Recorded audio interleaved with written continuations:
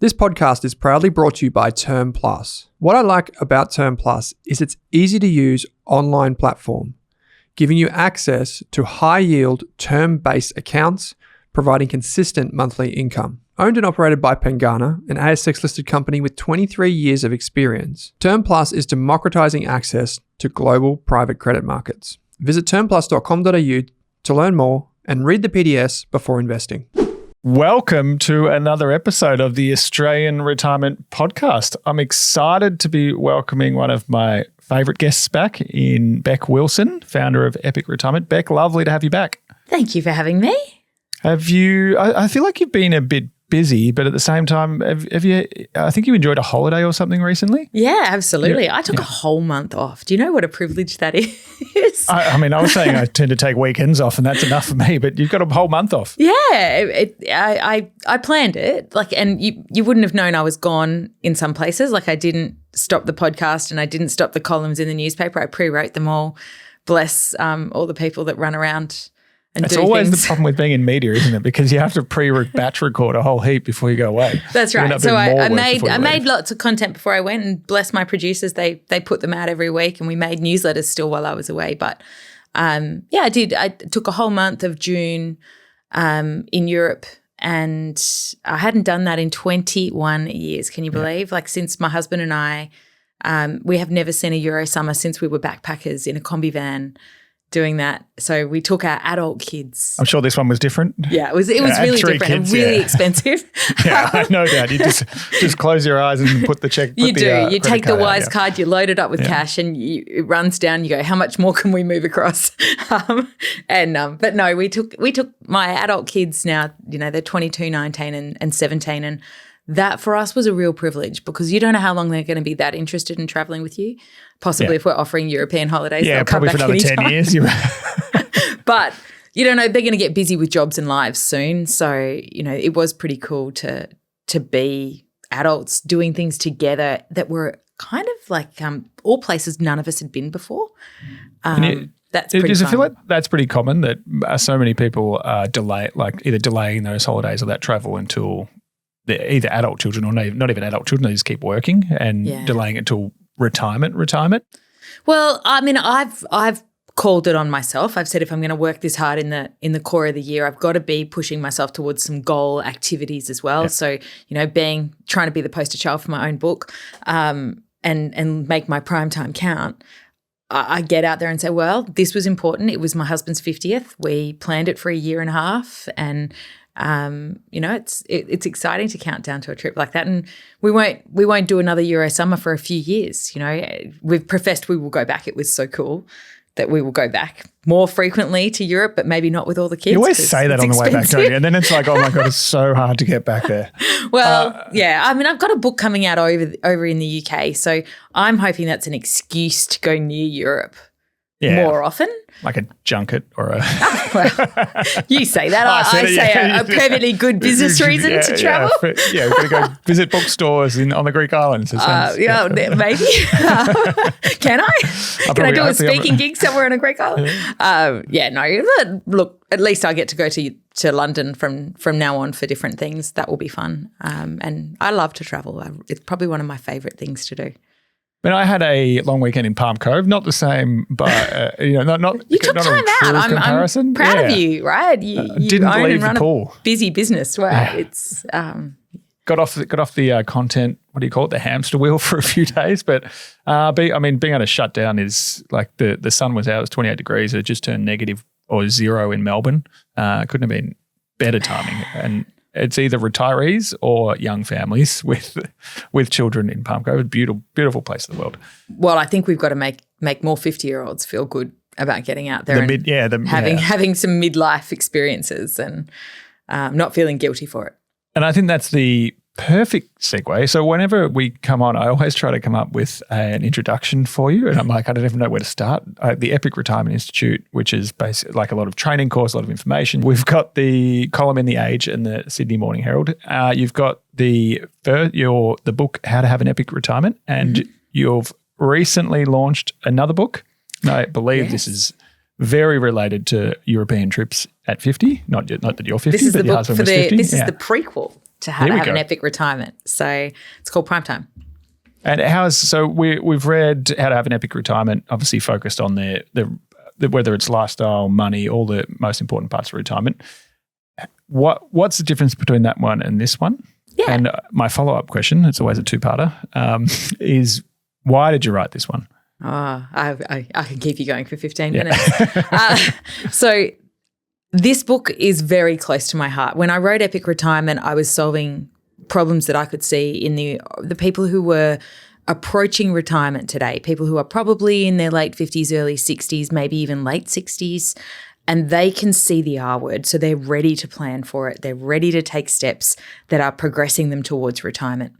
There's a whole lot of stuff you need to learn at that point of life when you suddenly recognize and you turn on the switch, and then you start working through all the different choices you might have the opportunity to make and the ways you could think about them and become literate in all those choices. And that's what Epic Retirement has really landed nicely in.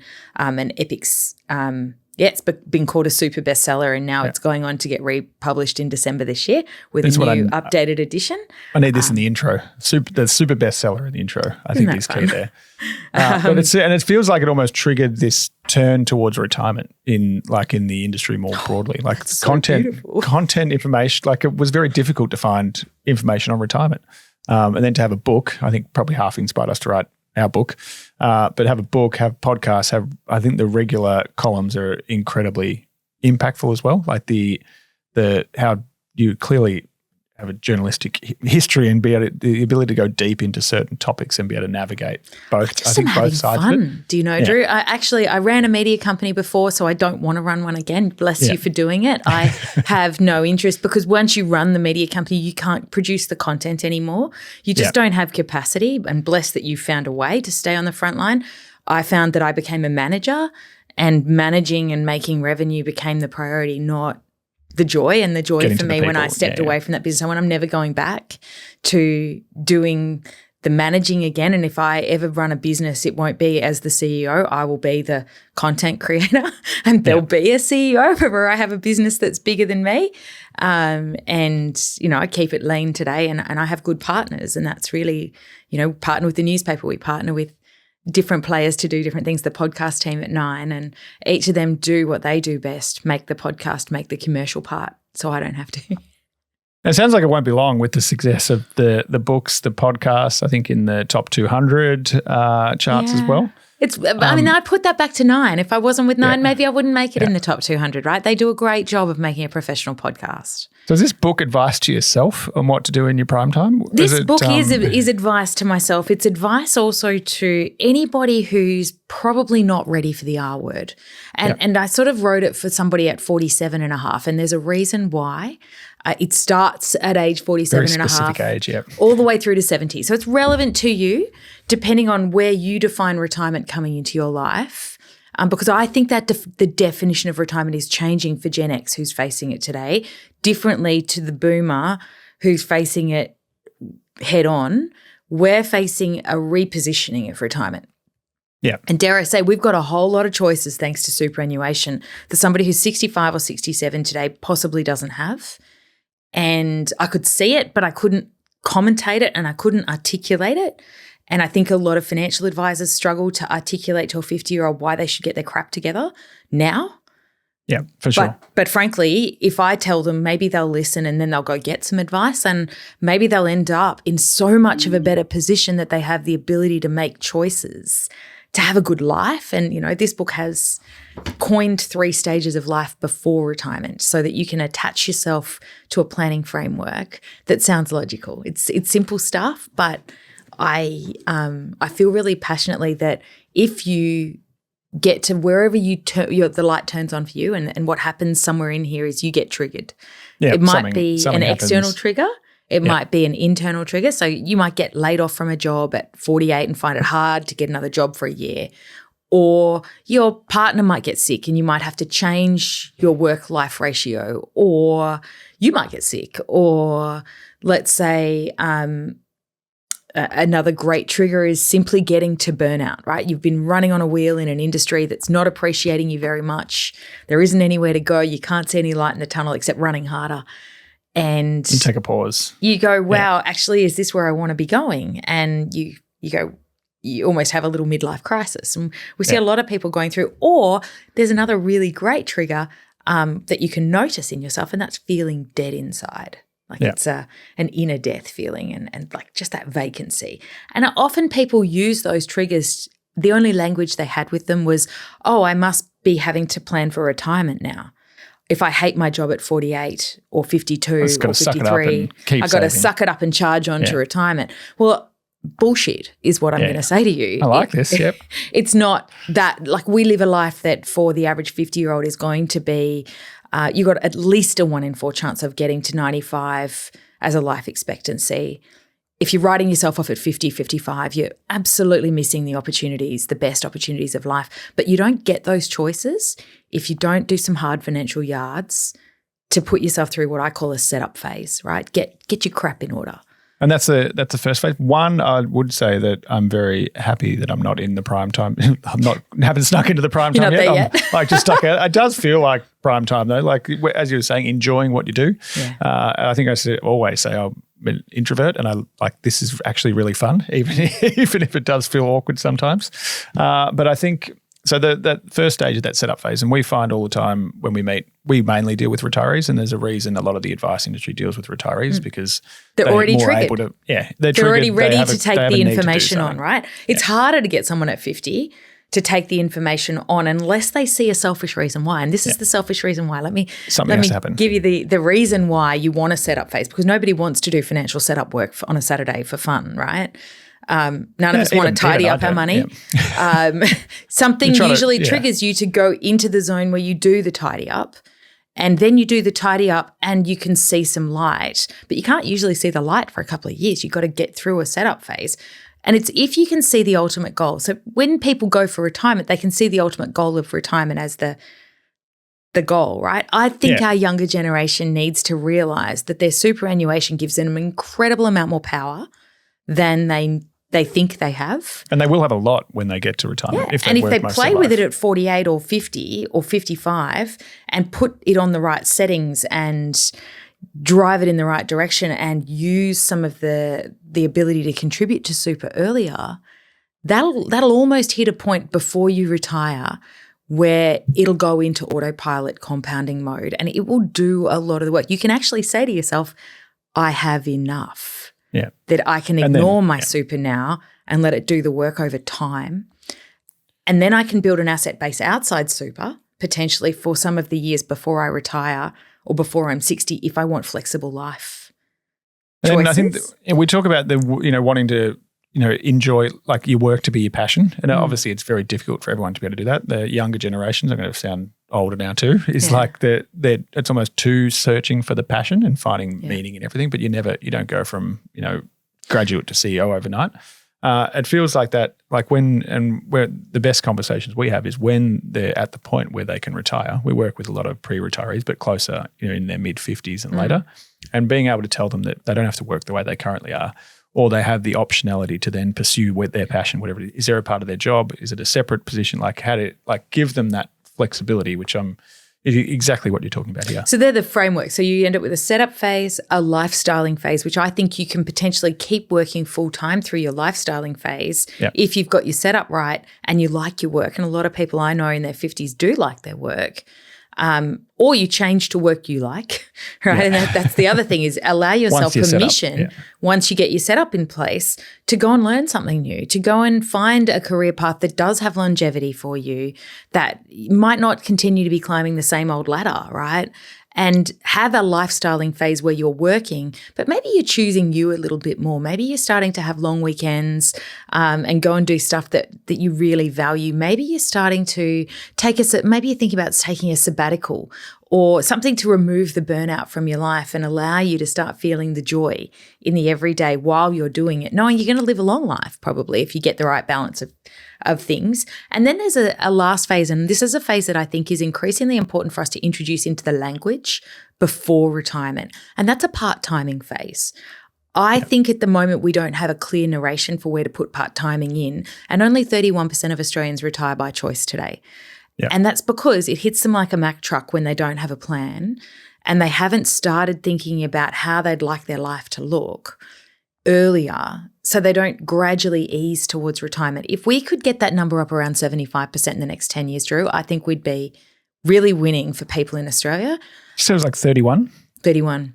So you're either retiring because of health or you're getting a redundancy, and this generation. And then you're having to retire because you can't find a way back in, right? Yeah. Or you're looking for a job for 2 or 3 years. Yeah. So I just think we can teach people to part-time when the time is right for them. They can start to think about and choose when to start part-timing. I want us to bring this into the age discrimination conversation and start to talk aloud about it with our employers and what we want from the workforce. Young people do. Why don't we as midlifers start to talk about it? And this is some of the most popular content that's either on YouTube or podcasts at the moment is what's the retirement age? And that is so lost to everyone that there is no retirement age. Everyone is There's triggered. none. I talk about it in the podcast. You can do it whenever you want. And in Australia, there is a retirement age in a lot of other countries, and I've just written the book for the UK, and there is a retirement age over there. In Australia, there's no retirement age. So you've got choice, but you don't really know how to harness the choice. This book is actually, it tells you very early on, one of the early chapters is called Retirement Isn't the Main Goal Anymore. Yeah. What I say the main goal is choice. You don't have to delay gratification. You want the ability to choose the way you live your life. And if you don't, what choice means, I actually went off and found the definition of choice. And it means you have 2 options, right? Most people, when they hit turning points in life, they only have one path to choose from. Yeah, just keep working 9 to 5, keep saving, and you'll get there. I have to get on the wheel. I have to take that shitty job because I have no other options or no other skills, or I don't have the confidence, or whatever it might be. And I think in this phase of life, the only way we create resilience is by A, teaching people that their superannuation is a very powerful tool, and by B, teaching them how to create circumstances of choice. Yeah, for sure. I mean, we see it. Like it's so consistent, and so many people have no thought other than what their current course of action is. So any basic modelling should show multiple outcomes as to the, particularly for a pre-retiree, about what the impact of retiring 2 years earlier, going part-time earlier. And they're difficult to do, but I find them some of the most valuable things we can do in our business anyway. You've broken the book into, is it 27 lessons? 27 lessons, yeah. And the key theme, I'm assuming the lessons split into those kind of lifestyle stages. 6 pillars in this book too, but they're different. Here we go. Yeah, yes. I like keeping my books are written as a framework to hang all of my education off. So when I educate, I then stay very consistent.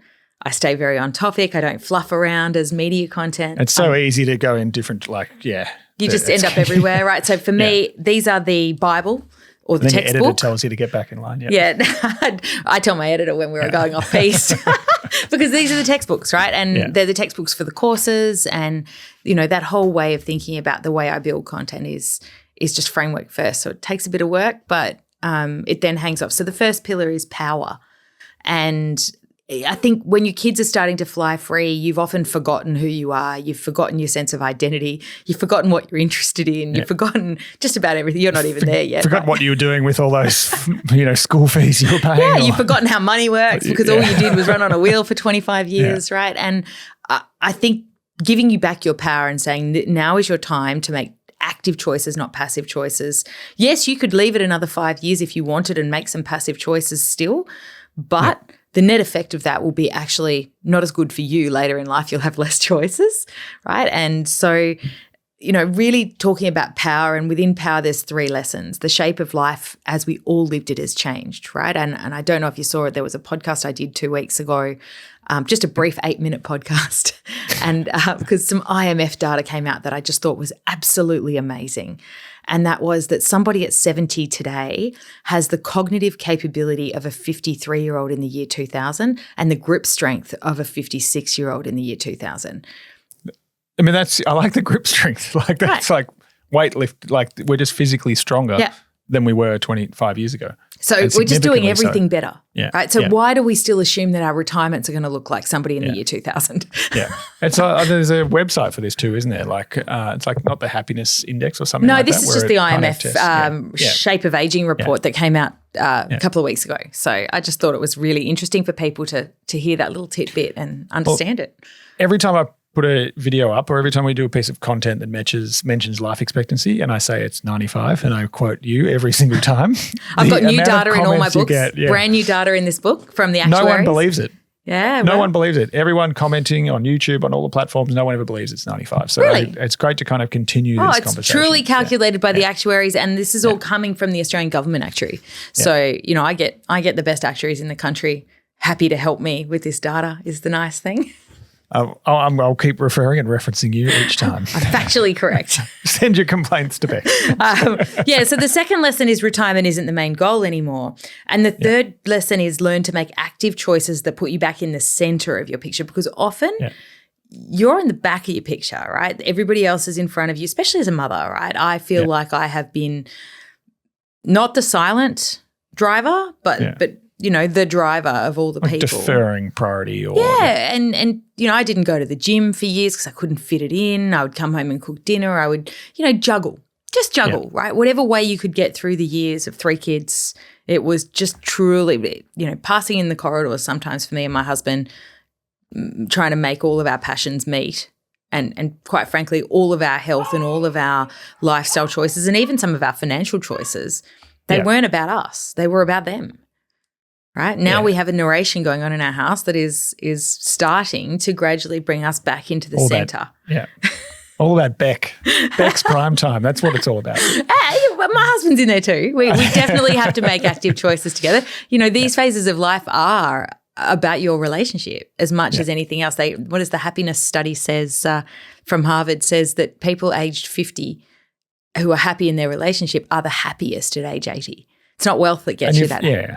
Right, so phenomenal little quote. Relationships and family, and it's. I think your stats also showed that couples in their last end up living a number of years longer. They do. They live longer too, 3 or 4 years longer, according to the stats. So, so that power is the first pillar, and it sounds a bit out there, but I think getting selfish back into your head before you do the money section is an important one. You know, then I always dive people into money because it's the hardest. Most difficult section to take people through. And this section's bigger than Epic. You know, this book is bigger than Epic because it has to be, because being 50 is actually more complex than being 60 today. And you have so many options at 50. Like you've got lending capacity, you've got time. You've got a free way of time before you can access superannuation. You've got probably the best income savings cash flow you've ever had if your kids are starting to finish up school. It is like the biggest time, and a couple of I assume is what you look at is like 2 or 3 or 4 strategies executed well at this point can just change the trajectory of your life. Well, I have. So I'll break it up. There's actually 7 lessons in money, but there's actually 9 lessons within one of those lessons. So I'll talk you through them because I think so 7. How many do we make that? 17? There's an extraordinary number of financial lessons. In fact, when I've broken it out to do speeches, it's felt like there was 100 lessons in here. And somebody said to me they'd read the book the other day and they felt like they were able to read each one in a bite-sized way, which was a win, That's right? Good. Yeah, you can because put it down, we're all in the world where we don't have time to consume big, long, heavy content.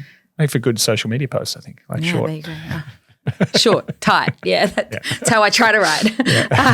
So the first one is stop taking financial shortcuts. And I think there are some very important shortcuts to stop taking when you hit this phase of life, whether that be trying to make quick wins on the stock market instead of long-term gains, or trying to keep up with the Joneses and worrying about how you look and other people are looking at you when in fact nobody's looking at you.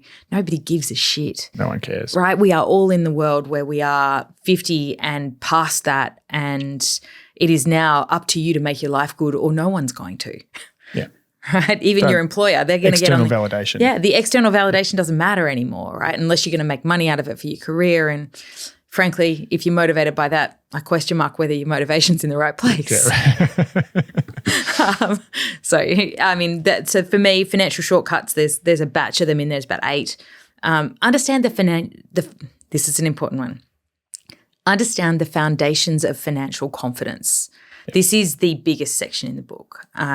If I was to ever write another book, this is the book I'd break out into another book for all generations, because I think everybody could learn the financial foundations, but prime timers need them the most and they're most willing to listen. It feels like the easiest thing is to just hide. I assume that's what you're addressing here. You just ignore the fact that you're you got a big debt or you're not saving enough money or you just ignore it and you continue with it. You keep going on the trip to Europe. Not saying you, yeah. I did for years. I kept working. I had a share portfolio I was ignoring. And yes, it was all building and compounding quite nicely, but not as well as it could have if I was proactive. And when I wrote Epic, I went back and did all my setup phase. And 2.5 years on from that setup phase, I can proudly say everything's tidy, everything's in good shape. I've got good advisors. I have, a position that will continue to grow as long as I want to work. Yeah. As long as I don't poison my own nest or no one poisons it for me. Yeah. And that for me is now, it keeps my focus back on my ball instead of having to chase a messy environment and a messy financial situation. I know what I can do from here. And I don't have to shoot the lights out. In fact, I can get to enough before I retire and start to have a life of choice. And have that optionality. Yeah. Yeah. And yes, I have to work today to do what I do. And but I also want to work. I like what I do. So it's a privilege. But I'll run you through the lessons because there's some really fun ones in here. I probably need some. I'm not in prime time yet. So the first foundation of financial confidence is make time for managing your money. Yeah. Because most of us don't make time. I mean, I should more than I probably do, but well, put yourself in the picture because ultimately when you sell or leave your business, the only thing you have is what you've done for yourself. Yeah, exactly. Having stepped away from a business after COVID that was a growth business and, I didn't end up with the outcomes from it. Yeah. But I had reasonably done some work younger on my own stuff. I'm okay. I'm not broken from it. And that's a very important thing to have is always, even though you're busy in your job, put some effort into the stuff at home, right? Always put that effort in because the home stuff's what will be there after your job's gone. You can have a glass of wine, you can have a beer, you can do it at the pub, just focus the time on doing it. Just make time and, I do like, and I think Scott Pape first started getting everybody to do it, is to have that little cook at home dinner that you would do with your partner, cook something nice but stay in, get the stuff out. I think he called it the barefoot date night. Yeah, and I think it's good. I think he's done an awful lot for financial literacy in this country and making it simple. And you've got to give credit where credit's due to people who change the shape of the conversation. Go and have that dinner, that date night. But I wouldn't do it in a restaurant, this one, because I think your crap's a bit complex at 50 and you might need to – You might need some spreadsheets. You might need some paper on the table. PowerPoint presentation, get Canva going, do all that sort of stuff. You might need to make a spreadsheet while you're talking. It doesn't matter how you go about doing it.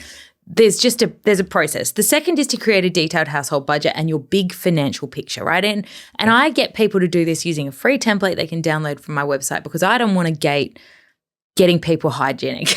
Yeah. Right? Go and get your hygiene done. And I know advisors love it when you walk in. Makes it good when they come to us. They know what they need. That's exactly they're not just spending. My view, they don't right? necessarily know what they need. And I don't pass people on to advisors, so I'm not a threat to any of the advice industries. Yeah. My goal is you know your crap when you go and sit in front of an advisor, and then you'll know if they're the right advisor for you too, because you won't feel spooked by what's out there. In fact, you'll feel confident about what you need because you know the assets you've got, you know the liabilities you've got, you know the income you've got, and you know the expenses you've got. And that's then a language you can speak about where you are today, and they can help you find out where that can go tomorrow. Next one is understand how much you need to live comfortably.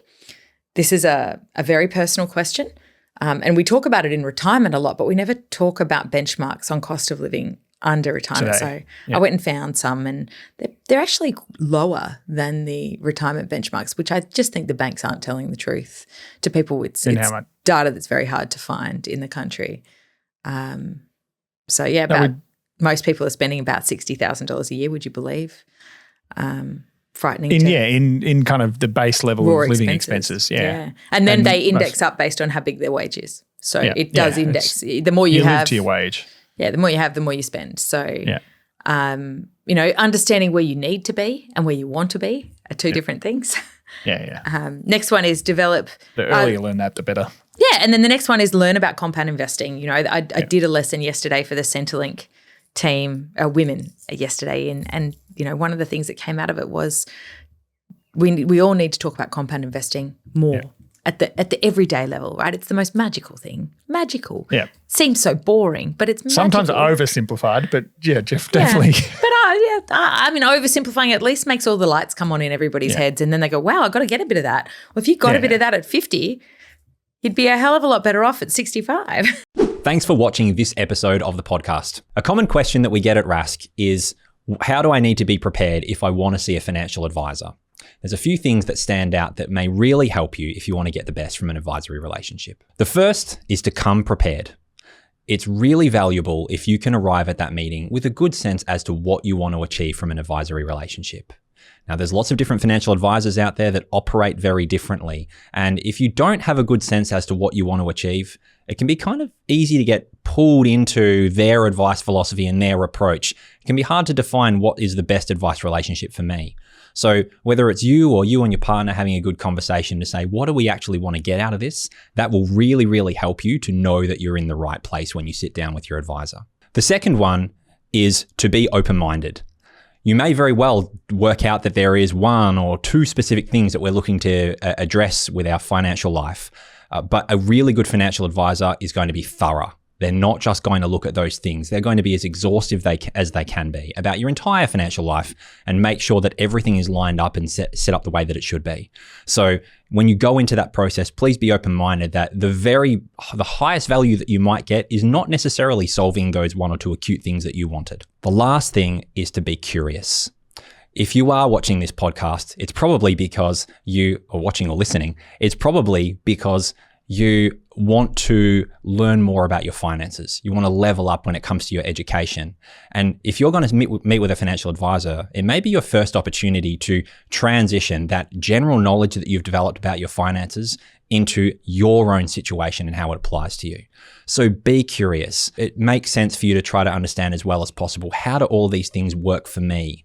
Because at the end of the day, it's your financial journey and it's your money, and all of the advice should be helping to serve your unique situation. Now, if you want to learn more about how to get the most from your advisory relationship, you can either scan here, and that will take you to a guide that gives you a heap more information. Alternatively, if you scroll down below, there is a link to a Northeast Wealth page that we put together not too long ago, and that similarly outlines the key things that you should be doing in order to get the very most from the relationship. Thanks again for watching this episode of the podcast. I'm James O'Reilly from Northeast Wealth. We hope you enjoy it. I know, like the influencing industry or the finfluencing industry has been quite big on in talking about that, building passive income, building, there's so many options. It's so easy. There's no barriers to entry to invest anymore, whether it's in a term deposit or an ETF. So, and we find like you plot that, even if it's not as high as everyone kind of expects it to be, you plot that out over a long period of time. And the rule of 7 is that in 7 years, you're, doubling your assets. Yeah, at a 10% return. Them. Yeah, exactly. It's beautiful. The next one is then develop a solid understanding of tax deductions and tax concessions. Tax. Can I tell you, this one sends me to sleep every time I read it. I freaking hate this section of the book. And I rewrote it 5 times, and I had my financial advisor and my father read it over and over, and both of them kept getting it wrong. So it's that hard to get a really solid understanding for consumers to be able to read about how to debt recycle or how to invest in a sensible way using debt. What you can and can't do is the big one as well. Like some people try to get a bit too creative as well. Well, I don't get very creative. I just tell you how it's done because I don't want to spruik people into debt. I'm not that kind of girl. I just want people to understand the options and then they can go get advice. Yeah, for sure. But they can get advice without getting spooked too, which again... know where they stand. Yeah, it's very important to me that people feel a level of confidence when they're talking to this stuff. The next one is pay off a home that's within your means. Sometimes in our 50s we can get a real temptation to go and buy a bigger house than our family needs for our ego. Yeah. And housing that ego can be one of the biggest liabilities of our lives. Or the right suburb, and it's a non-deductible debt, so there's no benefit. And you don't get the downsizer concession then unless you stay in it for 10 years, right? So you don't necessarily need a bigger house in your 50s. You need a bigger super fund or investment assets that are going to generate returns one day.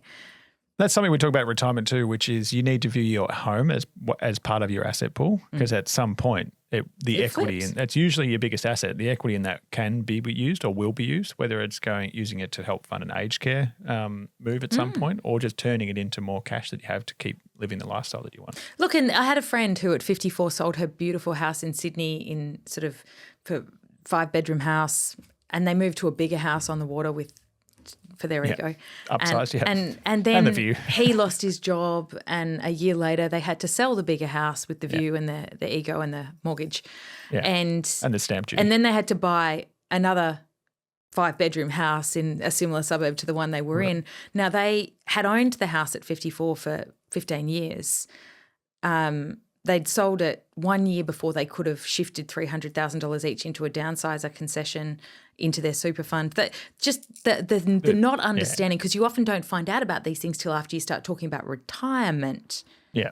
But these are actually really options. big windows. My husband and I own a big family house here in Brisbane. There is a window we can see when our kids are going to be not that interested in being here, and we're not that interested in grass and timber, which is what you end up with in Queensland. Yeah. And pools and maintenance, and nobody uses any of it, right? Yeah.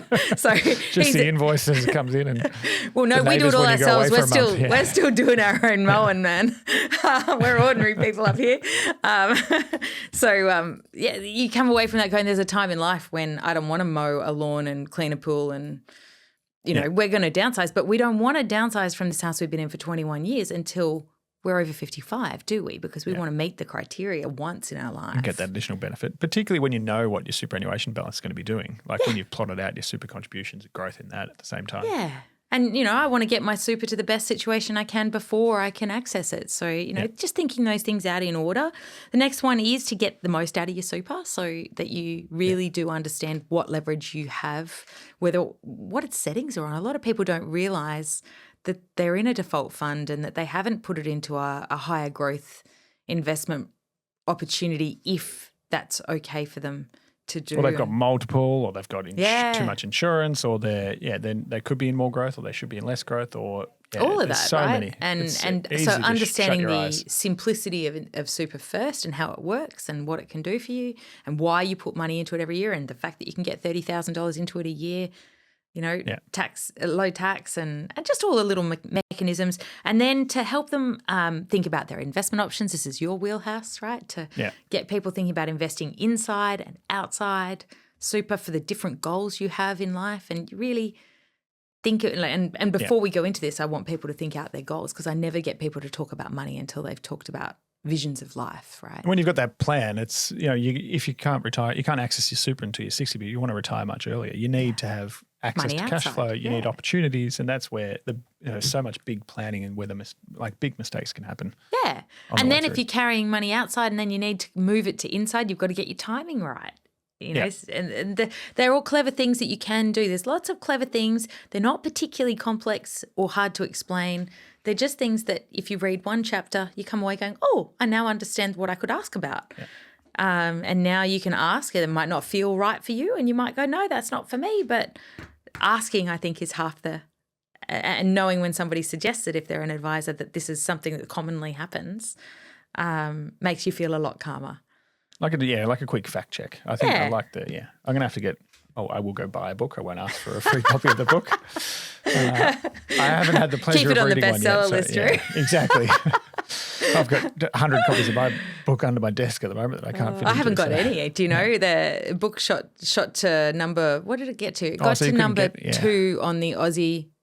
It came in behind Mel Robbins on the non-fiction bestseller list. Yeah. And we sat at number 4 for a week or two, and that's good enough for me. We're now still sitting, it's 50% up on Epic's sales in month 1. Yeah. So that's fantastic. Considering we're in a category nobody knows about, and these types of books build over time as people read them and tell their friends, that's really how Epic built. Yeah. I feel just privileged that people are writing on walls, oh, I'm really enjoying this. That's all I need.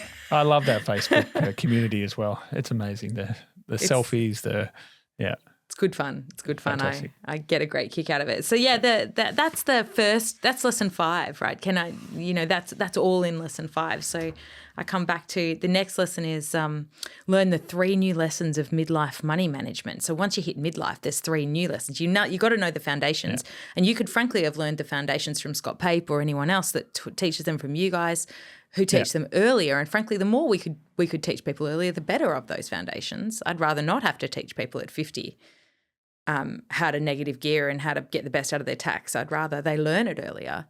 But I don't know. I still don't understand. There's so few providing kind of consistent, semi-independent, like not with a particular outcome at the end, this kind of advice and information and education. They don't have a vested. It's getting a lot better. Yeah. I mean, unless you have a financial advice business, it's probably hard for a lot of people to keep food on their table if they just make content for a living these days. It's not an easy business to run a media company, so hence why I don't want to do it. So, unless you have the wherewithal to do something else, I think unless you run a financial advice business with a vested interest in one helping type people of pathway, right? Teaching people how to invest in shares or invest in property or invest in those types of things, then it is quite difficult. Or a super fund, right? It's difficult to know where you get independent education from. For sure. So, the next lesson is then these 3 big lessons. And do you know, when I wrote Epic, I didn't know a lot of people in the industry at all. It was just me and my dad. Everyone. I'm really blessed. Everyone knows you. And so it was just me and my dad. We were, he was helping me and editing me and pushing back on things. And I was shaping this book from my own knowledge of the consumer.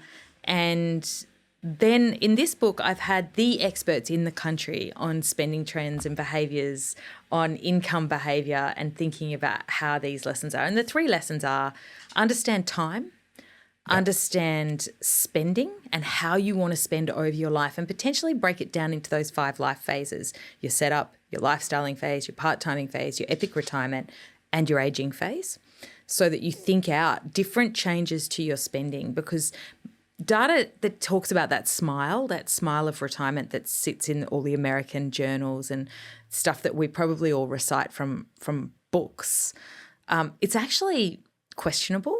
And new data is saying that current generations, the reason we have a smile is because the people we're currently measuring at the end of life never had any money. So they were forced to spike at the end of life by selling their houses. By comparison, They haven't had any money, so they've had a lower amount all their life, and we're looking at people with more money at the beginning of that phase, so it looks like a smile on the current mud map of money. But it's not true. In fact, people tend to come in with a certain amount of money and spend it all their life and potentially taper if they have none. But we haven't seen a wealthy generation come through yet, right? We have not had one. So when we talk about the smile, I would rather we talk about the straight line of spending, and we adjust our spending when we enter our prime time or our lifestyling phase probably, and we try and hold that level of spend all the way through our life, right? So we're trying to set a target budget that we actually enjoy life at, that we sustain that spending of, and then when we have more, we're tipping it in.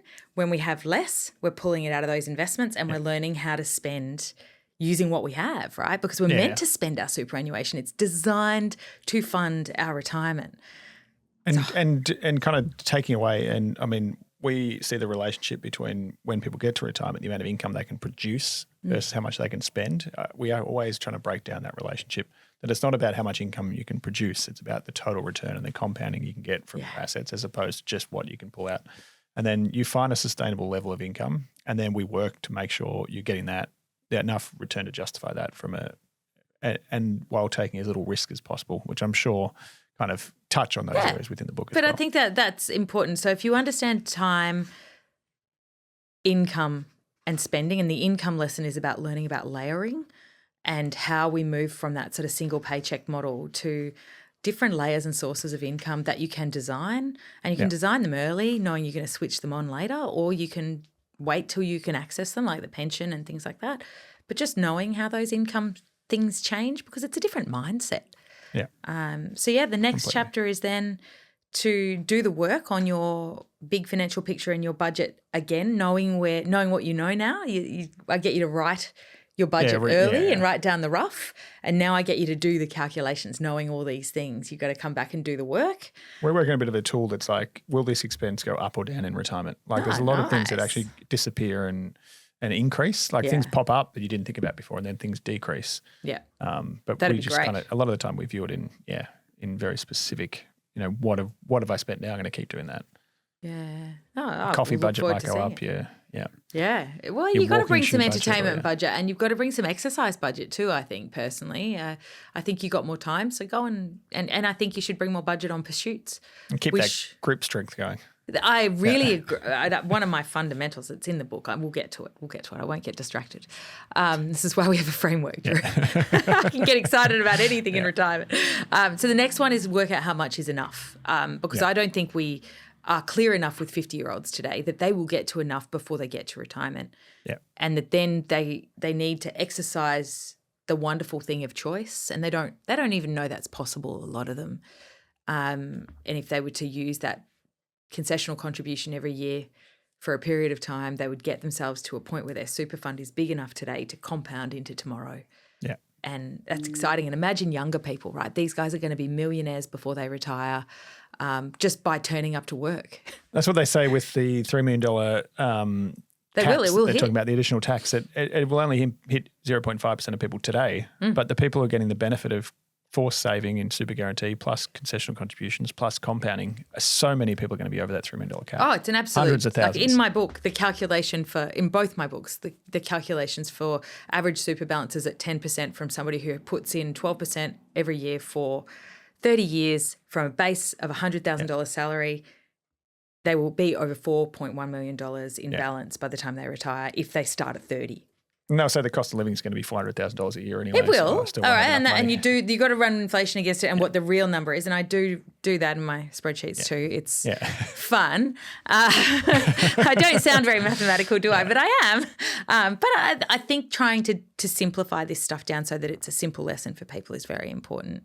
The next lesson is get appropriate financial advice for your situation. And this is a huge conversation. And I know you guys know where you sit in the market, which is just so refreshing, because a lot of advisors are out there taking any client that will walk through the door with a heart beating. Yeah. And distribute. Yeah. And then look to solve with probably fairly similar solutions for that client. No matter it's all about the whether their investment heart's solution, beating. not about the strategy and the overall financial plan. Like there's areas in washes retirement, badly in the whole industry, right? That the consumer then gets afraid of paying a fee because they're not sure they're going to get a properly personalised solution. So for me, explaining the advice industry really independently, and bless, I had some heads of financial advice of some major super funds and some private advisors read this section before I published it so they don't hate me even though I tell the truth. Because I tell the truth. I tell the truth about how to understand it. I give people questions to ask their advisors when they go into their first appointment, both their super fund advisor and their retail advisor, financial advisor, independent one. And I just feel like it's the most misunderstood area.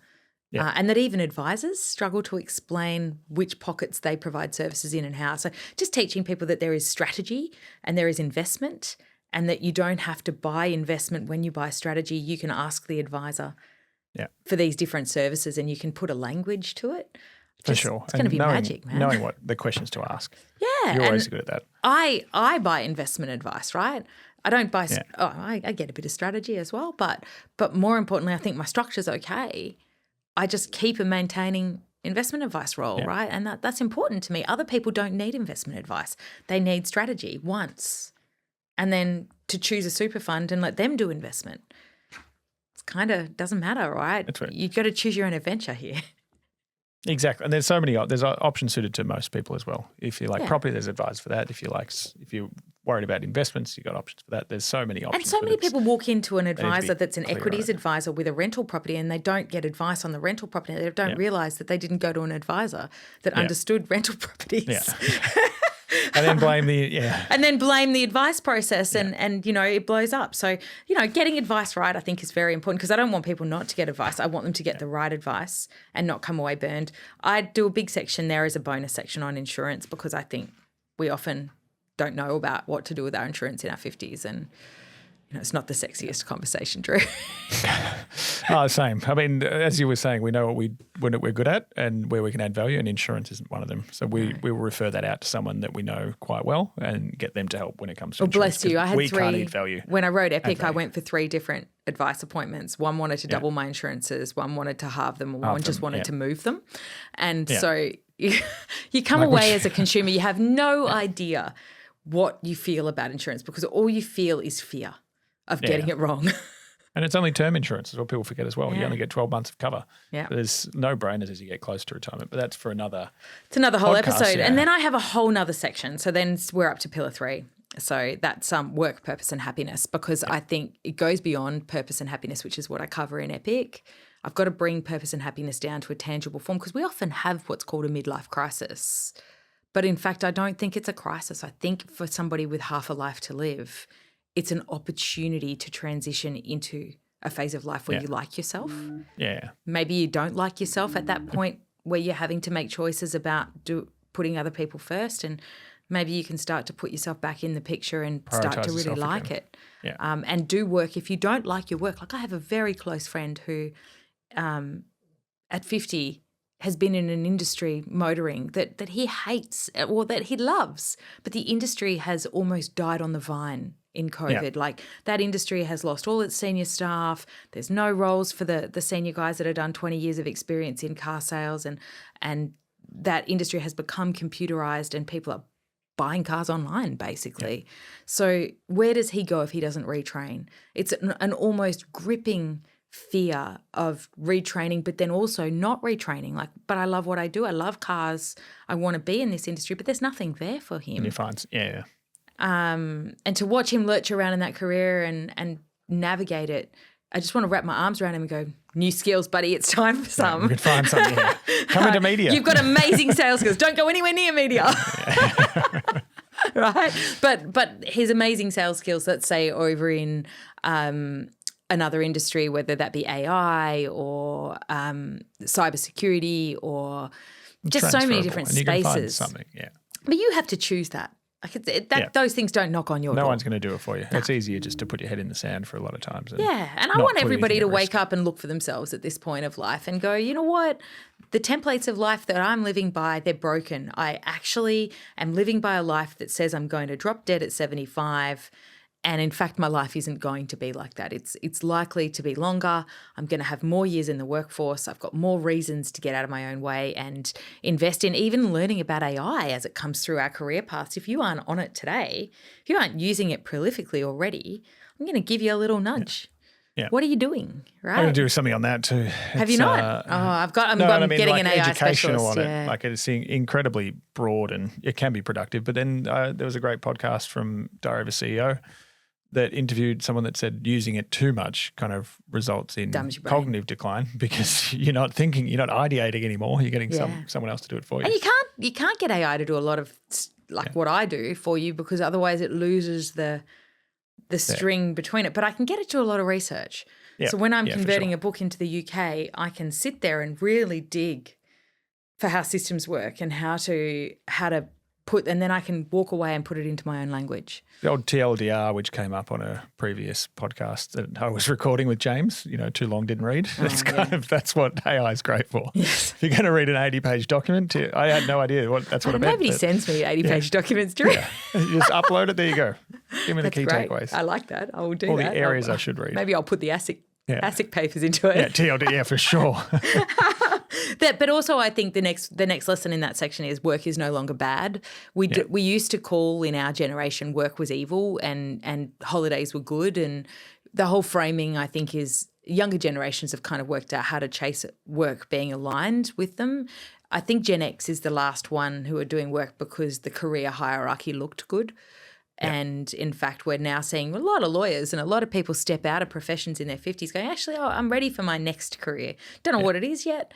Or maybe it's pottery, or maybe it's, finding advocacy. And one of the amazing authors of one of the books here behind me, Brian, he has done a lot of the books on estate planning. Well, he's stepped out of being an estate planning lawyer recently in his 70s, and he's retrained to become a mediator to help families navigate disputes. And he can do that casually without being a partner in a law firm, without the pressure. But he can make a difference in doing things that really rip families apart, that he's been spending his life making money out of all his career. And I love that twist on your skills. I love, and can you're you still take a twist on your engaged, skills? cognitively engaged, and And he just has to do mediation meetings. He doesn't have to write Yeah. big papers and present court documents and all that anymore. He's just driving people to make the right choices together. Gets to be friendly almost. Yeah, and so I think there's things that we can learn about what work looks like. And the other lesson in that section is that we no longer need to think about work as a ladder. The first half of life, we climb like a ladder, right? We get married. There's an order to the template. Yeah. We get married. We have kids. We get married. We buy a house. Then we have kids. We get a dog. There's also We get a dog. We get a dog before we have kids. Have kids, Practice child. Then we have kids. Then we buy a bigger house. Yeah. Then we look at a beach house. And we get a lot of debt. Yeah. We get a lot of debt, and we have to run on the wheel getting bigger jobs. So we have to climb up the career ladder to get bigger jobs so that we can expand the house and expand our ego with it. And then we get to midlife, right? Around about 47. Somewhere along this journey, we've got a big house, teenage kids, a couple of dogs, and in fact, nobody's looking at any of those things anymore. They were all things they looked at on the way up. And you don't like your life, you don't like your job, you're not quite sure what's next on the ladder because AI is screwing with your career path. And what next? What happens? Do you make choices here that are about you? Yeah. My mentor is probably one of the best leaders in HR in the Western world. Dare I be cheeky enough to say that? He's just amazing. And he really suggested I introduce the concept of a lattice into this, really sort of suggesting to people that they don't have to take another rung up, that they could start to choose to move across, down, Sideways, anywhere they yeah. want. The problem with that is our work employment environment has been geared for us to keep moving up, and we don't let people into the jobs below the one that's next on the ladder for them. So the people under you are often afraid of employing you into adjacency. Sideways, yeah. And I think that's another conversation. If we could open that conversation in Australia, why is it not okay for somebody to take a step back in pace and do a job well for 5 years of their life and not keep pushing? And so, really sort of tweaking the whole thinking around this stuff and letting people sort of stew on some of these concepts for themselves when they are in that midlife shift. I talk about transitions. I talk about discovering what brings you joy and fulfillment. I talk about pursuits, and I'm very big on taking it beyond, and this is something I started in Epic, but I think younger we need to start doing, and that is having pursuits, not just hobbies. And I think at this age we're actually guilty of not even having hobbies quite often. We often only have things we don't manage to get around to doing. For me, understanding all this about yourself and what you find happiness and purpose and fulfillment in is very, very important. There's heaps more in this book though. Like I run on and through the ways we can make our health our top priority, how we can age better according to science, how family and community shifts through here and you become the meat in the sandwich, but I hate sort of generalizing that. Travel and adventure is a whole new section in here that I've coined some really cool stuff. But that's, I could go on about this book for days, but you've probably got the best of it in the money and the work, purpose and happiness sections. For sure. And I look forward to reading it. Hopefully listeners have really enjoyed I will get a copy. I'm reading a lot these days. That's one of my choices that I made that I'm going to start reading more. It goes from Harlan Coben to like Marketing 101, like random kind of books. But I have to say it's always an absolute pleasure to have you on. Thank you for having me. Energy and effort that goes into one book, let alone two books, let alone rewrites, let alone articles, podcasts, all the other things. So I think in the audience, I'm sure we'll get plenty of good feedback on YouTube as well and via all the normal podcast I'm excited channels. you're putting me on YouTube. I don't put myself on YouTube, so awesome. We'll ask for questions to come out. So we do look forward. I know there's a big piece of news around the Epic Retirement Tick, and we'll look forward to covering that in a future episode. And in the meantime, if people want to send through questions for Beck for the next time we have her on, I'd love to kind of collect all those up and bring them all together. But Beck, thank you so much for joining us again. Thank you for having me. Thanks for watching this episode of the podcast. If you want to hear more from us, you can get daily videos and podcasts on Rask's YouTube channel. Or if you want to enroll in a free course on investing, property, business, money, you name it, you can join over 34,000 other students and enroll in a free course on the Rask website. Simply head to www.rask.com.au and follow the prompts. Thanks for watching this Rask podcast.